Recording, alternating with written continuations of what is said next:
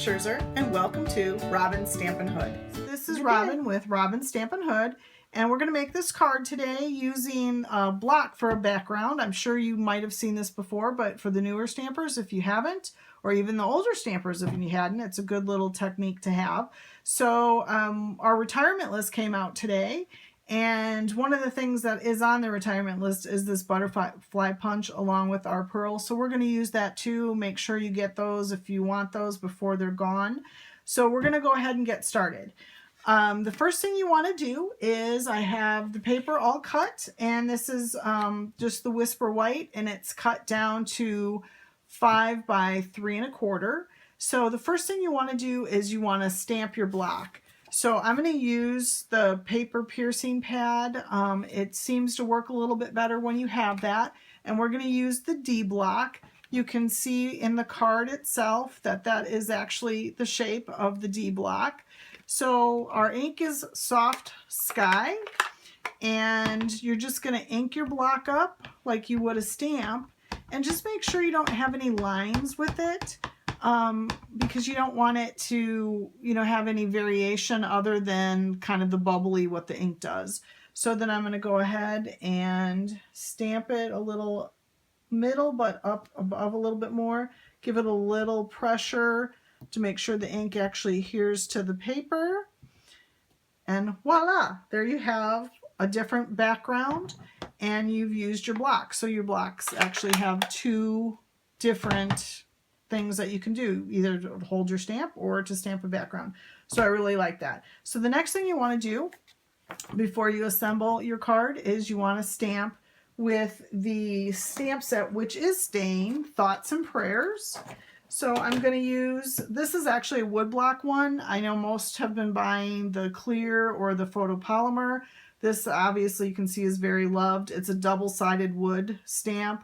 You have the tree on one side and you have the branch on the other side. So if you do get the wood, know that you don't get as many blocks as you would for the rubber. So you're not missing blocks, that's just the way it is. So I'm going to use the MEMENTO black ink. And because this is on a wood block, you don't need your paper piercing pad because it already has the rubber foam that you're going to use. So when they're bigger stamps like this, what I like to do is I like to actually ink backwards, especially when you're using a smaller ink pad. I like to do this because then I know that I'm going to get full coverage on my stamp instead of trying to figure out where I'm setting the stamp the other way. So now you can see I have nice good coverage.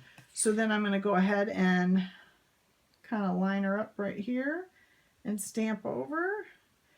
Nice even pressure. Don't rock back and forth, otherwise you'll get a blurred image. And then just pull it straight up. Beautiful. Oh, I got a little spot there, but you know what? We're going to cover it with the words. So this one that I did, the sample that I did is Thinking of You, Please Know I Care. But I think I'm going to use a different one. This one is the Praying for You. And then it's Sharing in Your Sorrow. So it's a sympathy card. So let's go ahead and ink this up with the black. Get it nice and covered. And then I'm going to just ink a little off to the side there, stamp a little off to the side. So there's your Praying for You. I'm going to flip it over. Again, double-sided, that's how this comes. I know some of you that might be new stampers might not know that's what it's actually designed to do. And then sharing, it looks okay. I don't think it's so horrible. Normally I wouldn't leave that, but I think it's fine that way.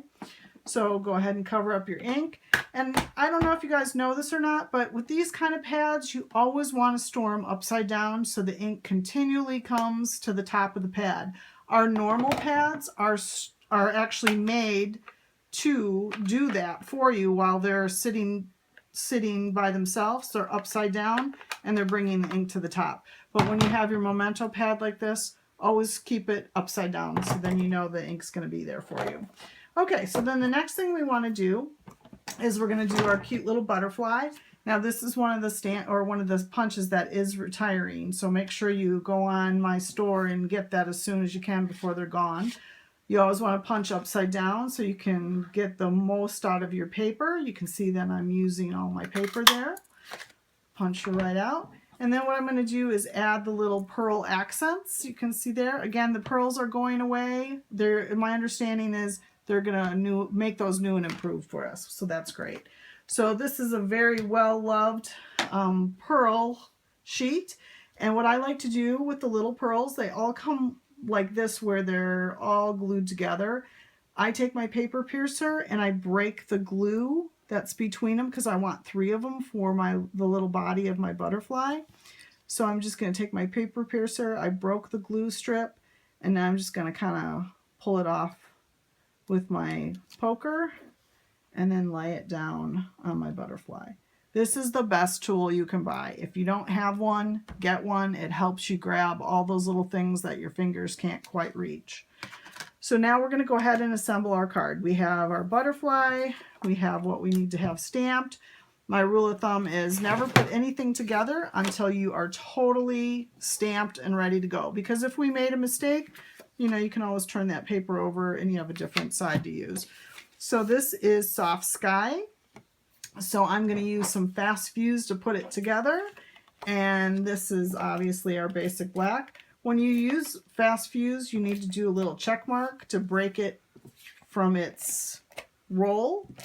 And you can see nice little pieces there. And then go ahead, this is going to frame this out. This is just a quarter sheet of paper cut to 5 1/4 by 4 inches. And then we're going to, oops, see, I didn't do my check mark. Do your check mark, and it'll break the adhesive right away. You don't need to use a lot of pressure on that. You actually will ruin it if you use a lot of pressure on your Fast Fuse. And then we're going to put this in place. And then just frame her out. And then we're going to use some dimensionals to pop our butterfly up.